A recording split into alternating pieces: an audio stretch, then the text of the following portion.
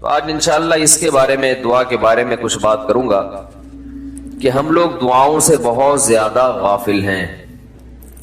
اللہ تعالیٰ نے قرآن مجید میں دعا کے بارے میں فرمایا ادعوا ربکم تضرعا وخفیا، اپنے رب کو پکارو عاجزی کے ساتھ اور چپکے سے۔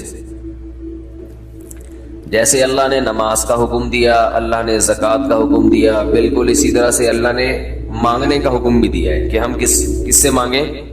اللہ سے۔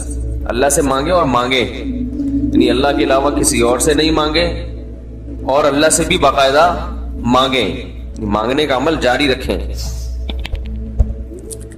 آج جہاں باقی عبادتوں میں سستی ہو رہی ہے، دعاؤں میں بھی لوگ پیچھے چلے جا رہے ہیں،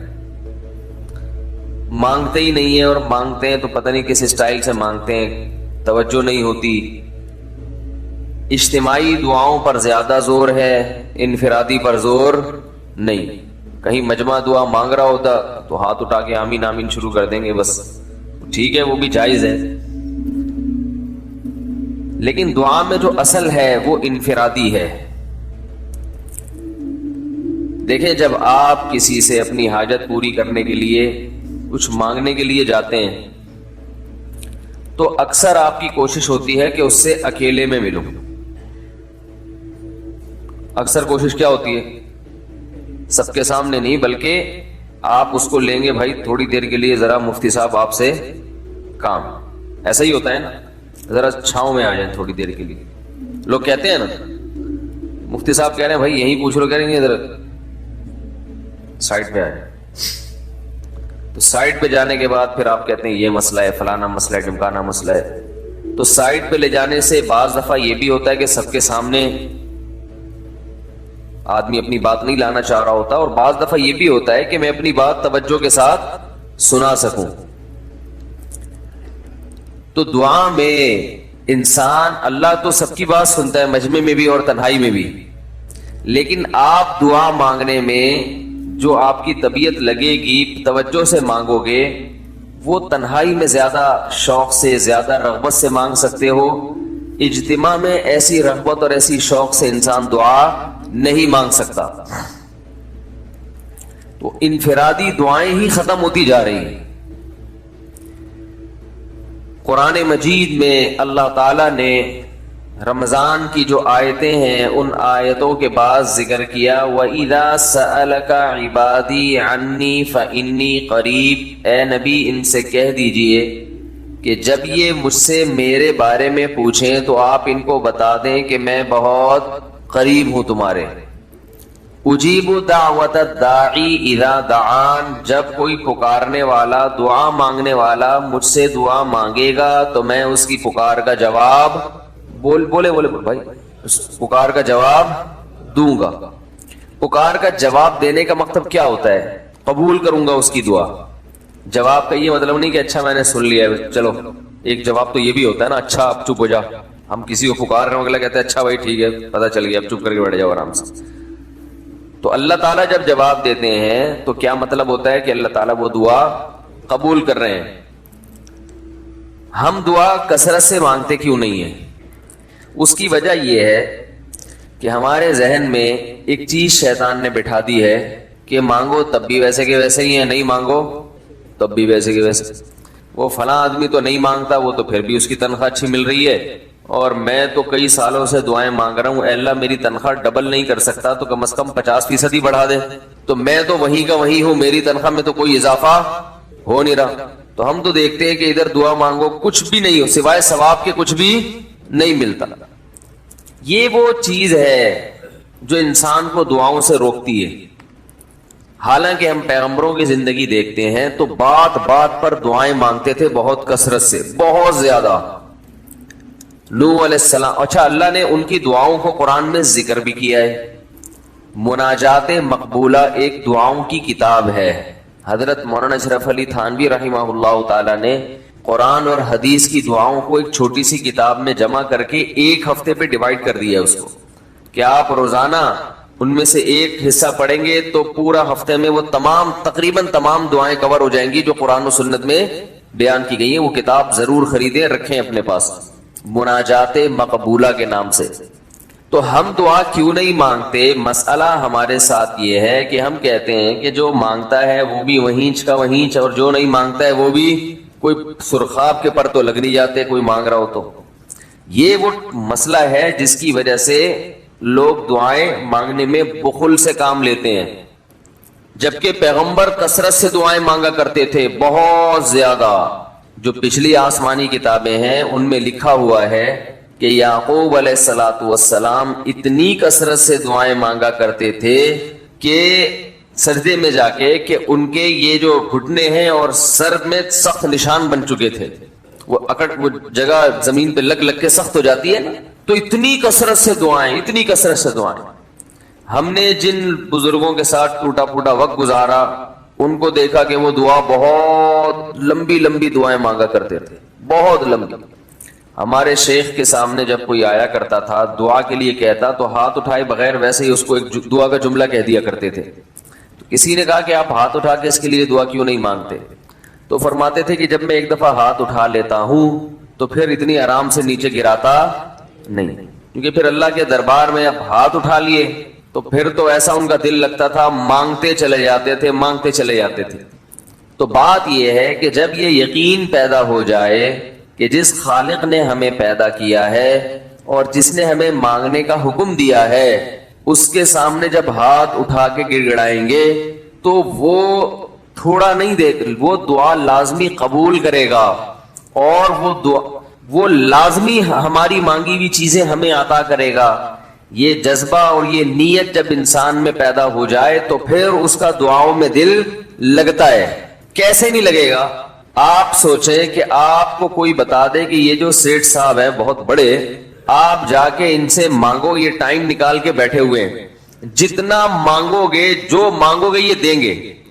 تو اب آپ بتاؤ، آپ یہ کہو گے کہ میرے پاس مانگنے کا ٹائم نہیں ہے، ایسے موقع پہ آپ یہ کہو گے؟ آپ جائیں گے اور بسم اللہ کر کے شروع ہو جائیں گے. آپ بولیں گے سر یہ مجھے 10 فائلیں چاہیے بحریہ ٹاؤن کی. آپ سوچو گے 10 نہیں ملی تو 9 تو مل جائیں گے. سر مجھے یہ بھی چاہیے، مجھے یہ بھی چاہیے، مجھے یہ بھی چاہیے، اور آپ کو یقین ہو کہ یہ دے رہے ہیں تو آپ کبھی بھی کنجوسی سے کام نہیں لو. پھر آپ یہ نہیں کرو گے کہ آپ مانگتے ہوئے جو ہے نا اس سے آپ جب مانگ رہے ہو تو آپ کی کبھی ادھر دیکھ رہے ہو، کبھی ادھر دیکھ رہے ہو، کبھی ناک میں انگلی گھما رہے ہو، کبھی سر میں کھجا رہے ہو. کوئی آ کے اس دوران آپ کو چھیڑے گا تو آپ کہو گے یہاں سے دفع ہو جاؤ، میں کام کر رہا ہوں. ایک بندہ سخاوت جوش میں آیا ہوا ہے ابھی اور فائلیں بحریہ ٹاؤن کی فری میں بانٹ رہا ہے. اس نے کہا بھائی جتنی مانگو گے دے دوں گا اور جو مانگو گے دے دوں گا. تو ابھی تو میرے پاس ٹائم کم ہے، مقابلہ بہت سخت ہے. اور پھر اس میں آپ کو الفاظ بھی خود بخود آ جائیں گے، کس طرح سے سمجھانا ہے. مختلف طریقوں سے آپ بات کو گھماؤ گے. سر پلیز آپ بات کو سمجھا کریں، میں آپ کے پاس آیا ہوں، آپ کو پتا ہے میں ادھر بھی جا سکتا تھا، وہ وسیم کباڑیا کا بزنس بھی آج کل بہت چل رہا ہے، میرے پرانے اچھے تعلقات ہیں، لیکن مجھے پتا تھا کہ آپ ہیں، آپ جیسا سیٹ تو کوئی ہے ہی نہیں، اور ہر مشکل میں آپ نے میری مدد کی ہے. جو الفاظ بھی اس کی سخاوت کو ابھارنے والے ہوں گے وہ تمام آپ اس موقع پر اس کے اوپر انڈیل دو گے، پورا دیگچا بھر کے اس کے اوپر ڈال دو گے آپ. تو اللہ سے جب مانگتا ہے انسان اور اس کو یقین ہو کہ اللہ میری دعا کو پورا کرے گا، تو اس یقین کے ساتھ جب دعا مانگی جاتی ہے تو اس کا اسٹائل کچھ اور ہوتا ہے. اور ایک فارمیلٹی پوری کرنے کے لیے دعا جب مانگی جاتی ہے جیسے کہ ہمارے ہاں ہو رہا ہے تو اس کا اسٹائل اور انداز کچھ اور ہوتا ہے. ہمارے ہاں دعا پڑھی جاتی ہے، مانگی نہیں جاتی. ربنا آتنا فی الدنیا حسنۃ وفی الآخرۃ حسنۃ وقنا عذاب النار آمین. اور کہ ربنا ظلمنا انفسنا وان لم تغفر لنا وترحمنا لنکونن من الخاسرین آمین. یہ دعا مانگی جا رہی ہے یا پڑھی جا رہی ہے؟ یہ تو پڑھی جا رہی ہے، اور آمین بھی پڑھا جا رہا ہے اس پہ. تو اللہ نے ہمیں یہ نہیں کہا کہ اقرأوا الدعاء عند ربکم، اپنے رب کے سامنے دعائیں پڑھا کرو. اللہ نے کہا ادعوا، مانگو، پکارو، مانگو اس سے. بھیکاری جیسے بھیک مانگتا ہے نا، لوگ کہتے ہیں مانگنے کا کیا طریقہ ہے. بھائی جب بھیکاریوں سے پوچھو بھیک مانگنے کا کیا طریقہ ہے، بھیکاری اکثر ان پڑھ ہوتے ہیں. جو پڑھے لکھے بھیکاری ہوتے ہیں پھر وہ IMF سے مانگتے ہیں. وہ چھوٹی موٹی چیزیں نہیں مانگتے. بھکاری اکثر کیا ہوتے ہیں؟ ان پڑھ، جن سے ہمارا صبح و شام واسطہ پڑتا ہے. تو یہ کسی سے بھیک مانگنے کا طریقہ سیکھ کے آتے ہیں؟ بولو نا بھائی، کسی سے طریقہ سیکھ کے آتے ہیں کہ یار وہ ذرا فلاں بندے سے چندہ مانگنا، ذرا طریقہ بتانا. اگر کوئی بتائے گا بھی تو وہ کہے گا تو اپنے پاس رکھ، مجھے پتا ہے مجھے جیب اپنی کیسے بھرنی ہے. اس موقع پہ جو اس کی حالت دیکھ کے نا وہ اپنا منہ بھی ٹیڑھا ویڑا کرے گا، کپڑے بھی پھٹے پرانے، اور بہت گھمائے گا بات کو، ایسے منہ بنائے گا جیسے دنیا میں اس سے زیادہ غریب اور محتاج کوئی ہے ہی نہیں. سحری پانی سے کیے میں نے، گھر میں بچے بھوک سے بلک رہے ہیں، ایسی کہانیاں سنائے گا، ایسی کہانیاں سنائے گا. تو یہی حال انسان کا ہے جب اسے پتا ہو کہ میرا رب جو مانگوں گا وہ دے گا مجھے، تو پھر اس کے بھیک مانگنے کا انداز اور جو دعا مانگنے کا اسٹائل ہے وہ خود بخود فطرت اسے سکھا دیتی ہے. خود بخود اس کے اندر الفاظ آنا شروع ہو جاتے ہیں کہ ایسے مانگنا چاہیے. لیکن پرابلم یہ ہے، مسئلہ یہ ہے کہ دل میں یہ بات بیٹھ چکی ہے کہ قبول نہیں ہو رہی. عجیب حدیث ہے، رسول اللہ صلی اللہ علیہ وسلم نے ارشاد فرمایا کہ اللہ بندے کی دعا قبول کرتے رہتے ہیں، وہ مانگتا رہتا ہے قبول ہوتی رہتی ہے، وہ مانگتا رہتا ہے قبول ہوتی رہتی ہے، یہاں تک کہ ایک وقت ایسا آتا ہے کہ بندہ یہ کہتا ہے کہ میں مانگ رہا ہوں قبول تو ہو نہیں رہی. تو جب یہ کہتا ہے تو اس وقت قبول کرنا بند کر دیتے ہیں اللہ تعالیٰ. اللہ کہتے ہیں کہ اگر تو یہ سمجھ رہا ہے کہ قبول نہیں ہو رہی تو اب نہیں ہوگی. اب عجیب بات ہے یا نہیں ہے یہ حدیث؟ بھائی وہ بندہ کئی سال سے دعائیں مانگ رہا تھا اور پھر آخر میں آ کے کہتا ہے کہ قبول تو ہو نہیں رہی، تو ظاہر ہے کچھ نہیں ہو رہی ہوگی، تبھی تو کہہ رہا ہے نا. اس کو ایسا لگ رہا ہوگا کہ قبول نہیں ہو رہی. بھائی اس کو یہ لگ رہا ہوگا کہ نہیں، جو چیزیں مانگ رہا ہوں وہ تو مل نہیں رہی، تو تبھی تو وہ کہتا ہے کہ قبول نہیں ہو رہی. تو سوال پیدا ہوتا ہے پھر اللہ قبول کرنا بند کیوں کر دیتے ہیں؟ اللہ تعالیٰ جب دعائیں قبول کرتے ہیں تو اس کا انداز وہ نہیں ہوتا جیسے ایک عام انسان جب کسی کو بھیک دیتا ہے. ایک عام فقیر جب آپ کے پاس آئے گا، آپ سے بھیک مانگے گا، 100 روپے دے دو، 20 روپے دے دو، آپ اٹھا کے 100 نہیں تو 10-20 تو پکڑا دیتے ہیں اس کو. تو وہ یہ سمجھتا ہے کہ میری دعا کیا ہو گئی؟ قبول. لیکن اللہ تعالیٰ اس طرح دعا نہیں قبول کرتے. اگر اللہ اس طرح سے دعائیں قبول کرنا شروع کر دیں تو پھر یہ معاملہ غیب کا نہیں رہے گا. ادھر آپ نے دعا مانگی، اے اللہ میرے کاروبار کو بڑھا دے، لیلۃ القدر میں رو کے دعا مانگی، اور صبح صادق کے وقت آپ کا فون آیا کہ آپ کا کنٹینر کسٹم والوں کے شر سے محفوظ ہو گیا ہے، سمجھ میں پاس ہو گیا ہو، اور آپ کی چیز ڈبل قیمت پہ بک گئی ہے. پھر آپ نے دعا مانگی، اے اللہ تیری رحمت اس وقت جوش میں آئی ہوئی ہے، تو ایسا کر میرا بچہ بھی پاس ہو جائے، اس کے نمبر اچھے آ جائیں. ادھر فون آیا کہ آپ کا بچہ پہلی پوزیشن سے کامیاب ہو. پھر آپ نے کہا آج اللہ کی رحمت بہت جوش میں آئی ہوئی ہے، اے اللہ میری بیوی بھی ٹھیک ہو جائے. تو بیگم صاحبہ کا فوراً فون آ گیا کہ میں ٹھیک ہو گئی ہوں. ہے بھائی میں ٹھیک ہو گئی. اے اللہ ساس صاحبہ بہت دنوں سے آگے بیٹھی ہوئی ہیں، جانے کا نام نہیں لے رہی، فون آ گیا کہ میں چلی گئی. اس طرح سے اگر دعائیں قبول ہونا شروع ہو جائیں تو میرے بھائی پھر یہ سارے کافر، یہ سارے لبرل لوگ جو اللہ کو مانتے ہی نہیں ہیں، یہ دنیا کا ہر کام چھوڑ کے مصلی بچھا لیں گے اور دعاؤں کو فوکس کرنا شروع کر دیں گے. دعا قبول ہوتی ہے مگر اس شخص کی جو اللہ پر غیب پر ایمان رکھتا ہے، جسے دعا قبول ہوتی ہوئی نظر نہیں آتی مگر وہ یقین کرتا ہے کہ دعا قبول ہو رہی ہے. صرف اس شخص کی دعا قبول ہوتی ہے، اس کے علاوہ کسی کی قبول نہیں ہوتی. بہت مشکل ہے بھائی سمجھانا. دعا سب کی قبول ہوتی ہے کا مطلب پتہ ہے؟ سب کی مطلب ان سب کی کہ جو یہ یقین رکھتے ہیں کہ قبول ہوتی بھی نظر نہیں آ رہی پھر بھی قبول ہو رہی ہے، ان لوگوں کی قبول ہوتی ہے دعا. حدیث سے پتہ چلتا ہے. اور اصل میں دعا مانگتے ہی یہی لوگ ہیں. اب آپ کہیں گے بھائی نظر تو آ نہیں رہی، جب میں جو چیز مانگ رہا ہوں وہ مل نہیں رہی، تو کیا ایسے قبول کا کرنا کیا ہے بھائی؟ یہ تو صرف مشورے مل رہے ہیں ہمیں کہ پھر بھی مانگتے رہو. تو ہم نے وہ ایک فقیر تھا نا، ایک سیٹھ صاحب کے پاس آیا، کہنے لگا کہ بھائی ذرا کچھ پیسے مل جائیں گے، گھر میں ضرورت ہے. تو اس نے کہا اتنے ہٹے کٹے ہو کے بھیک مانگتے ہو شرم نہیں آتی؟ تو اس نے کہا فی الحال میں نے آپ سے بھیک مانگی ہے, مشورہ نہیں مانگا.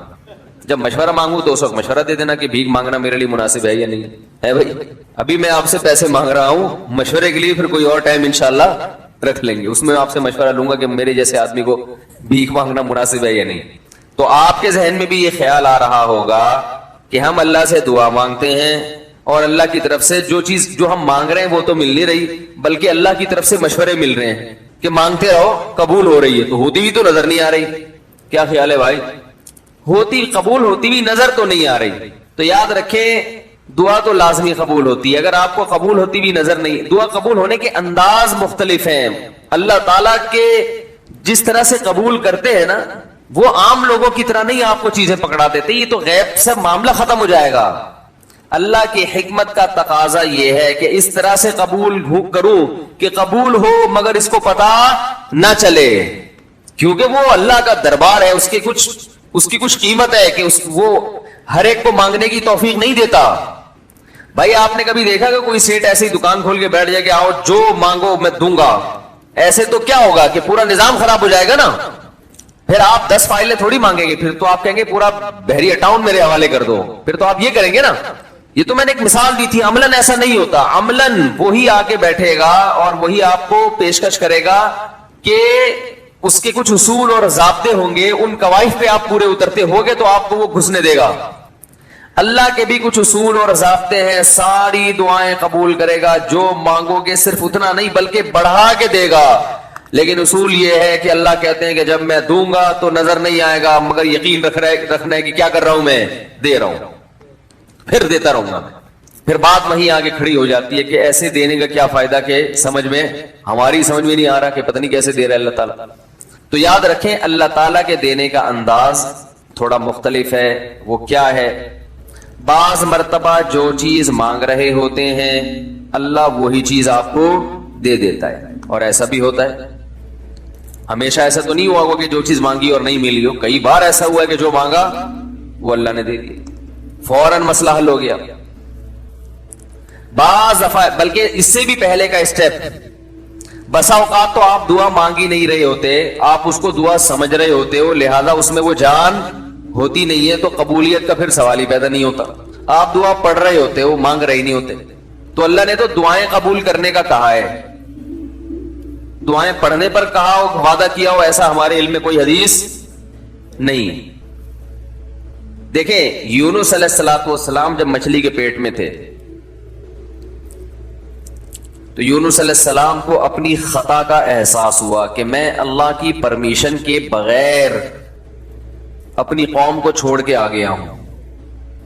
ان کو احساس ہو گیا, تبھی اللہ نے مجھے مچھلی کے پیٹ میں ڈال دیا ہے. تو اب آپ نے مچھلی کے پیٹ میں جا کے یہ دعا مانگی, لا الہ الا انت سبحانک انی کنت من الظالمین.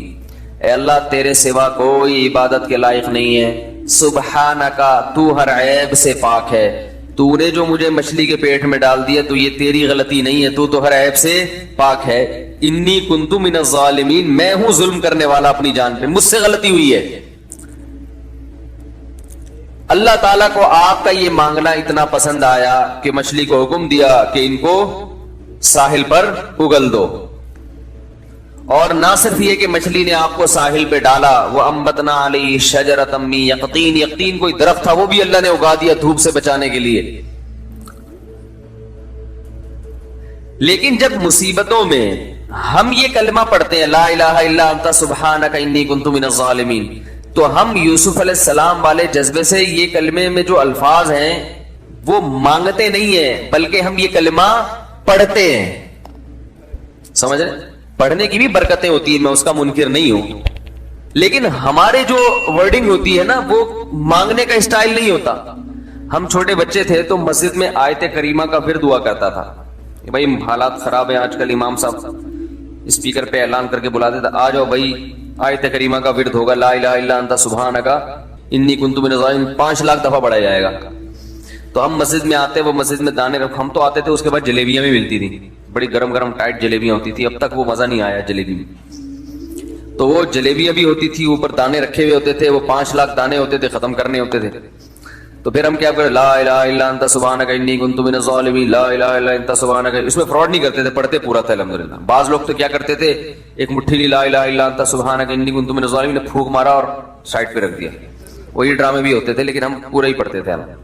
لیکن اس میں مانگنے کا انداز تو نہیں ہوتا تھا, لا الہ الا انت سبحانک انی. پھر اس میں بچے تھے, شرارت بھی شروع ہو جاتی تھی.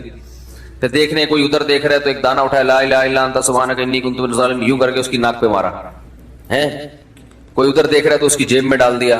تو یہ دعا مانگی جا رہی ہے, یہ تو پڑھی جا رہی ہے, ایک فارمیلٹی ہے کہ 5 لاکھ پورے کرنے ہیں, اس کے بعد جلیبی کھانا ہے اور نکلنا ہے. تو آج بھی ایسا ہی ہو رہا ہے. امام صاحب دعا مانگتے ہیں, لوگ کہتے ہیں یار چلو جب نماز پڑھ لی, 4 رکعتیں پڑھ لی, سلام بھی پھیر لیا, تو اس میں کیا جا رہا ہے, یہ بھی پورا ہی کر لو. ایسے ہی ہوتا ہے نا, یہ بھی پورا ہی کر لو, آمین آمین کہہ لیں گے. امام صاحب ڈرائیور ہیں, ہم پیچھے مقتدی ہیں, تو جہاں اتاریں گے وہیں اتریں گے ہم لوگ, پہلے تو نہیں اتر سکتے. تو یہ ایک لوگوں کے ذہن میں تصور ہے. نبی صلی اللہ علیہ وسلم نے فرمایا اللہ ظاہر قلب کے ساتھ دعا کی طرف توجہ نہیں دیتے. ظاہر قلب کا مطلب آپ کا دل حاضر نہیں ہو, کچھ اور سوچ رہے ہو, اور ادھر سے آپ نے ویسے ہی ایک فارمیلٹی پوری کرنے کے لیے. اللہ کہتے ہیں کہ جب تو مانگنے میں مخلص نہیں ہے تو میں تجھے کیوں دوں. تو مانگنے میں ہی مخلص نہیں ہے. تو بعض دفعہ بلکہ اکثر ایسا ہوتا ہے کہ ہماری دعا میں جان ہی نہیں ہوتی. آدم علیہ السلام کو جب جنت سے نکالا گیا تو پریشان تھے, بے چین تھے, مضطرب سے, میں کیا کروں کہ اللہ مجھ سے خوش ہو جائے. اس بے چینی میں الفاظ نہیں آ رہے سمجھ میں. فتلقى آدم من ربه کلمات, اللہ فرماتے ہیں اللہ نے آدم کے دل میں کلمات ڈال دیے ان کی بے چینی کو دیکھ کر کے, اس طرح سے مجھے مانگو. جب انسان اخلاص کے ساتھ دعا مانگتا ہے تو الفاظ کا القاء کہاں سے ہوتا ہے, اللہ کی طرف سے وہ القاء ہونا شروع ہوتا ہے. اللہ کہتے ہیں اس طرح سے مانگ. حضرت حکیم اختر صاحب رحمہ اللہ تعالی نے ایک واقعہ بیان کیا, فرمایا کہ ایک شخص نے حرم میں, انہوں نے دیکھا یا کسی اور بزرگ نے دیکھا کہ حرم میں ایک شخص اللہ سے دعا مانگ رہا ہے گناہوں کی معافی کے لیے, اور اللہ سے کہہ رہا ہے کہ اے اللہ اگر تو میرے گناہ معاف کر دے گا تو تو بھی خوش ہوگا, اور تیرے حبیب محمد صلی اللہ علیہ وسلم بھی خوش ہوں گے کہ ایک آدمی کی بخشش ہو رہی ہے, اور تیرا یہ بندہ بھی خوش ہو جائے گا.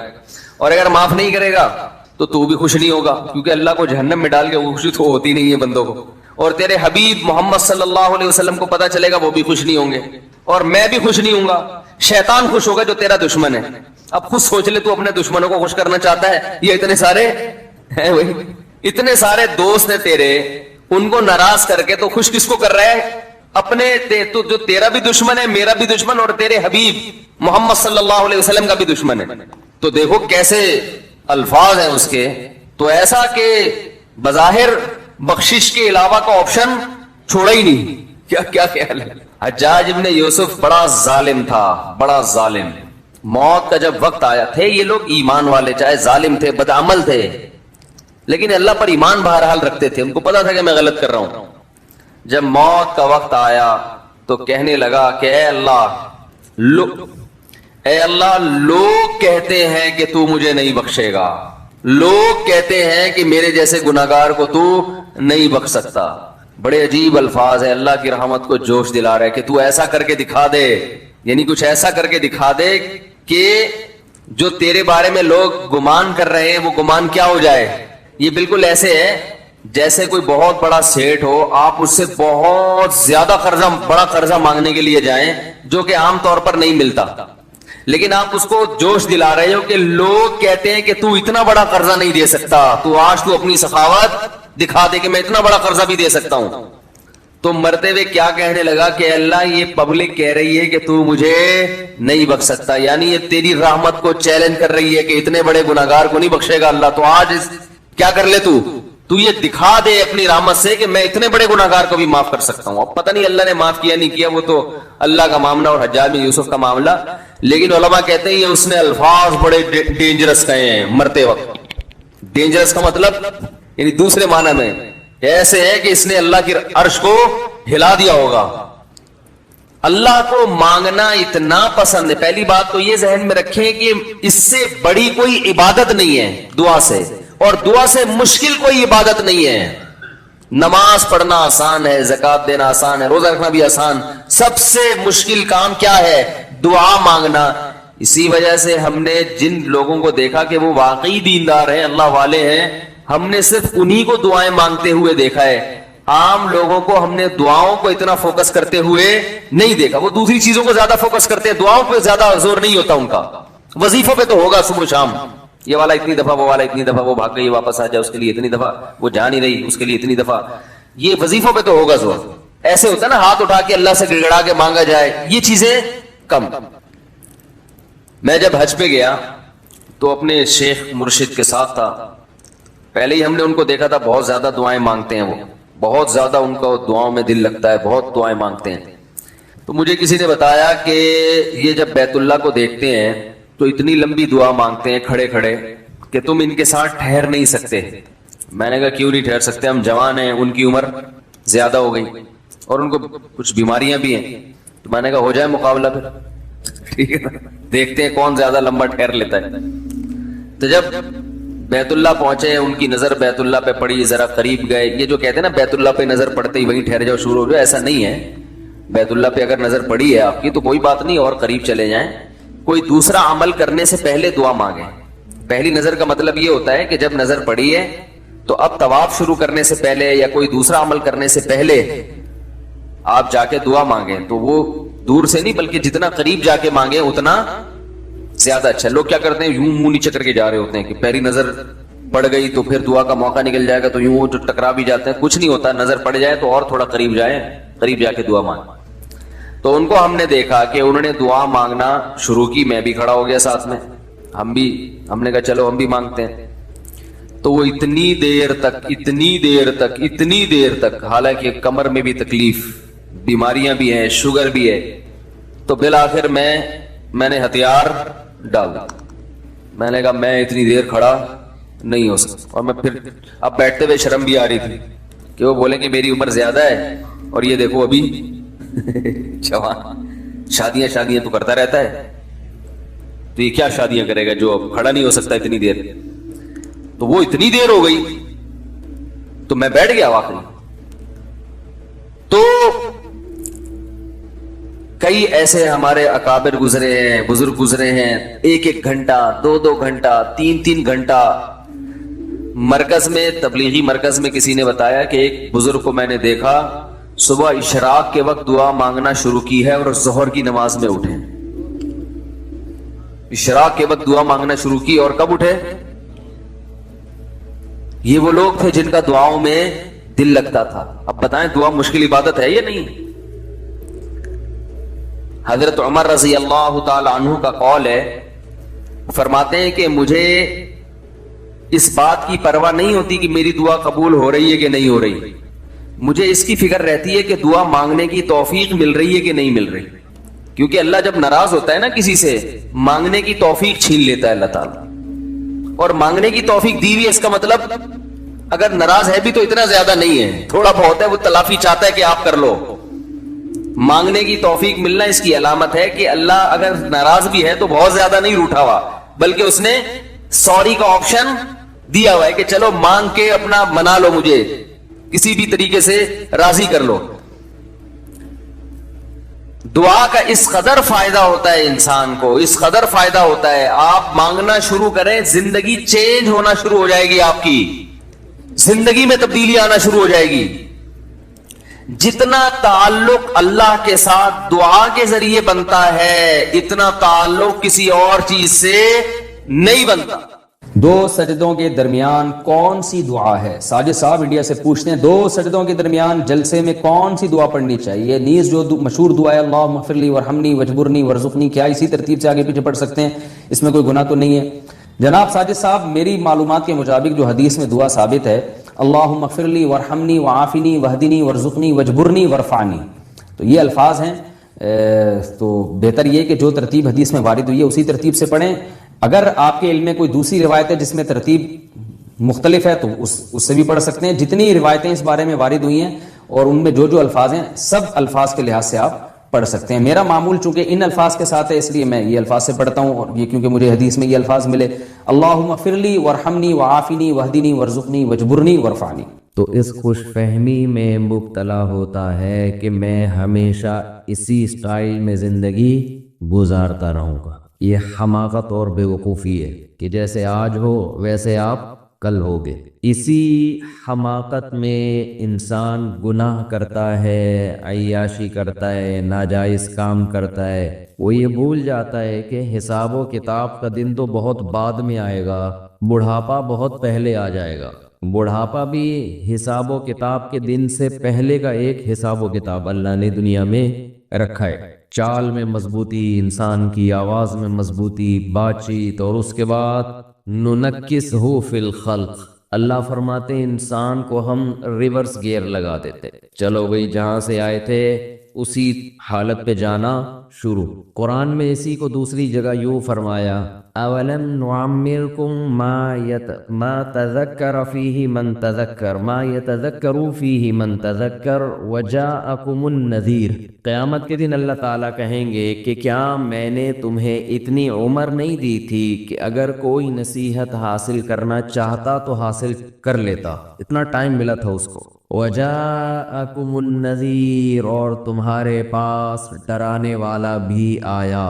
یعنی ایک تو اللہ نے عمر اتنی دی ہے کہ اس میں بھی انسان عقل سے کام لے تو اسے عبرت حاصل ہو جائے، دوسرا اس کے علاوہ بھی اللہ ڈرانے والے بھیجتے رہے۔ مفسرین لکھتے ہیں کہ یہ ڈرانے والا کون ہے، تو علماء لکھتے ہیں کہ یہ ایک نہیں ہے، یہ ہر دور میں ڈرانے والے آتے رہے۔ اس میں پیغمبر بھی داخل ہیں، اس میں علماء بھی داخل ہیں، اس میں بے جان چیزیں بھی داخل ہیں۔ جو حادثات ہم صبح و شام اپنی آنکھوں سے دیکھ رہے ہیں، یہ حادثے بھی ہمیں ڈراتے ہیں، تیرے ساتھ بھی ایسا ہو سکتا ہے۔ پہلے زمانے میں کوئی حادثہ ہوتا تھا، کوئی ایکسیڈنٹ ہوتا تھا تو انسان کے جسم کے جو آرگن ہیں وہ ڈیمیج ہو جاتے تھے۔ آج بیٹھے بیٹھے ڈیمیج ہو رہے ہیں۔ پہلے اطلاع آتی تھی کہ فلاں بہت صحت مند ہے، کوئی بیماری نہیں ہے، لیکن پہاڑ سے کوئی پتھر ہوا لڑکا، وہ اس پہ لگ گیا، چلتے چلتے کوئی ٹکرا گیا، کوئی قتل کر دیا کسی نے، یہ ہو گیا وہ ہو گیا۔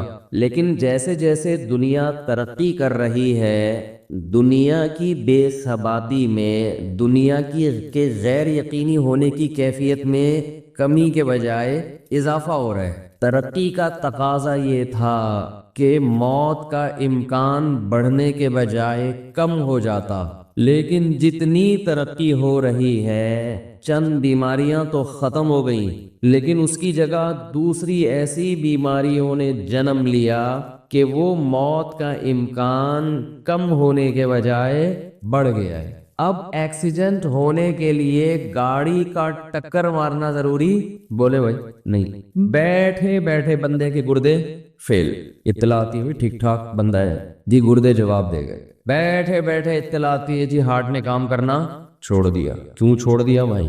بہت سی بیماریوں میں تو ڈاکٹر کو بھی ریزن پتا نہیں ہوتی ہے کیا ہو گیا اس کو بیٹھے بیٹھے، تو گردے خراب، جگر خراب، ہارٹ اٹیک، ایسی ایسی بیماریاں۔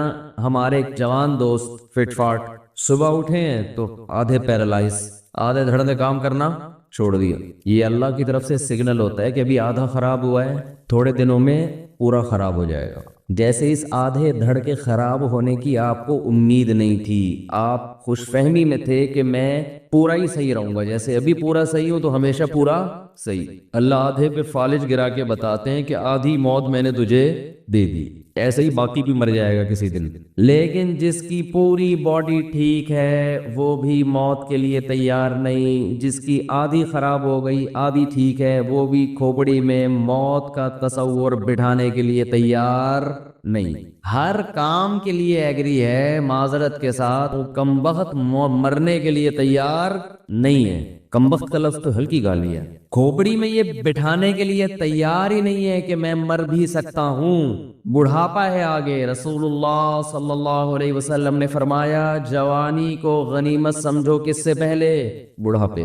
یہ میں حدیث کا پہلے ترجمہ کر دیتا ہوں تاکہ پوری حدیث ایک دفعہ سامنے آ جائے۔ صحتک قبل سقمک، بیماری سے پہلے غنیمت سمجھو صحت کو۔ آپ آج صحت مند ہیں، کل صحت مند بولیں نہیں ہوں گے۔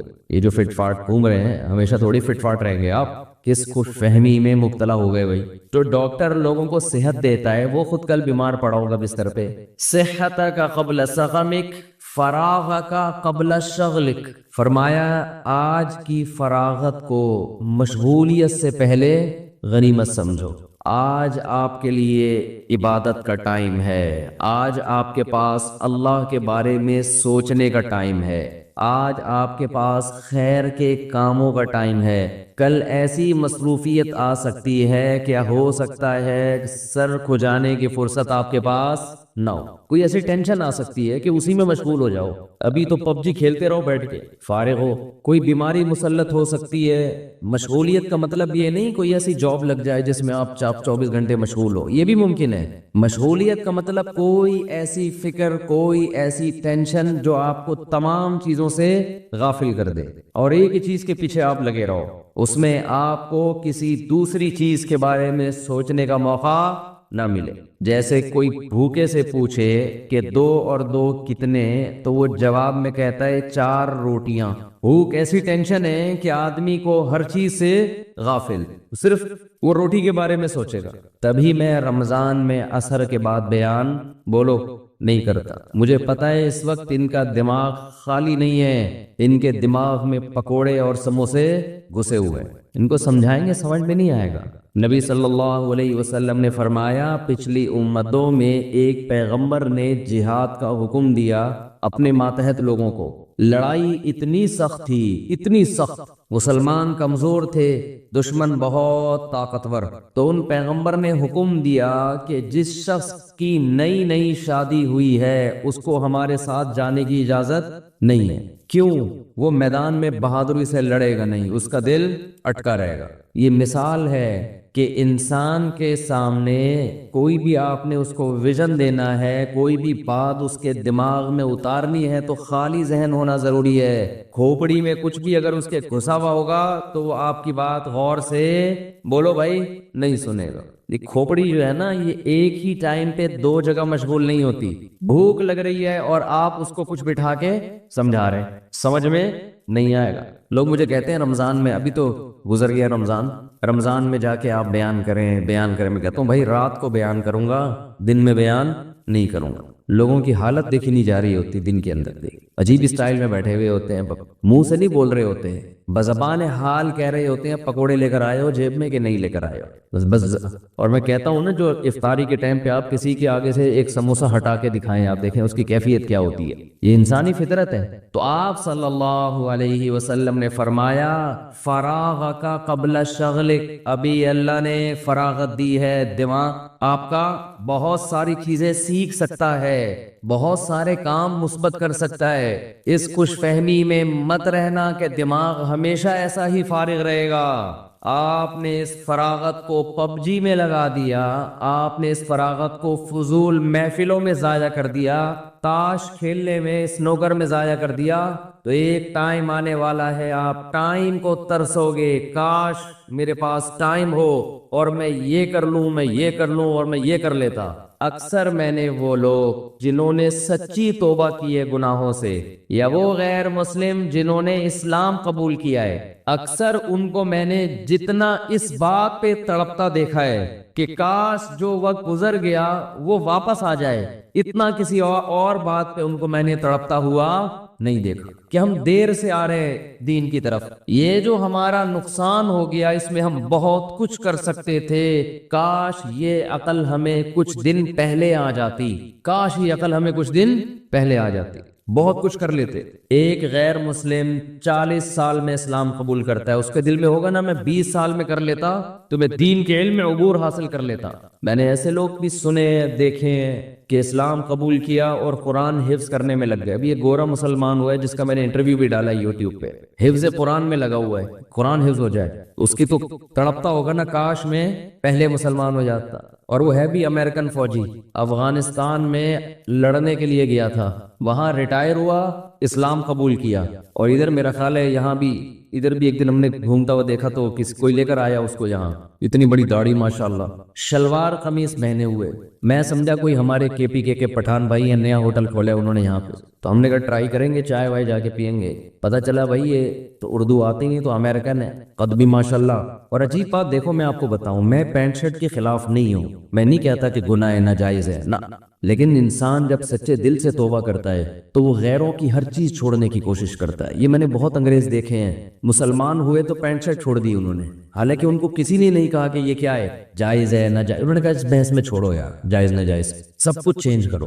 میں نے خود دیکھے ایسے گورے ادھر کنورٹ ہوئے، جبہ پہن لیا عربوں والا، شلوار قمیض پہن لی پاکستانیوں جیسی، تو اس کی یوٹیوب پہ ویڈیو پڑی ہوگی، آپ دیکھ سکتے ہیں، اس کا میں نے گورے کا انٹرویو لیا تھا، شلوار قمیض۔ میں پھر کہہ رہا ہوں کہ پینٹ شرٹ حرام ناجائز نہیں ہے، لیکن یہ انسان جب سچی توبہ کرتا ہے نا، جب وہ آتا ہے تو کہتا ہے بس اس کی ہر چیز چھوڑو، ہر چیز چھوڑو۔ ایک انگریز مسلمان ہوا ماشاءاللہ، یہ 25 سال پرانی بات بتا رہا ہوں، ہمارے مدرسے میں تھا، وہ عربی لباس اس کا، اور بڑی لمبی لمبی نمازیں پڑھتا تھا، ہم اس کی نماز دیکھ کر شرمندہ ہوتے ہیں کہ یار اتنی تمیز سے نماز پڑھتا ہے۔ اس پر اکثر مجھے ایک واقعہ یاد آتا ہے، ایک انگریز مسلمان ہوا تو بڑی تمیز سے نماز پڑھتا تھا، اس نے کسی پاکستانی سے پوچھا یار تمہاری 2 منٹ میں نماز ختم ہو جاتی ہے؟ پاکستانی چپ تو رہ نہیں سکتا، پاکستانی نے کہا اصل میں ہمارے اللہ سے پرانے تعلقات ہیں، تمہارا بھی نیا نیا کنیکشن بحال ہوا ہے، تمہیں کنیکٹ ہونے میں ٹائم لگتا ہے، ہماری پرانی سروس ادھر اللہ اوپر کا کنیکشن بحال ہو گیا، ادھر سلام پھیر کے نکل لیے، تو ابھی نئے نئے آئے ہو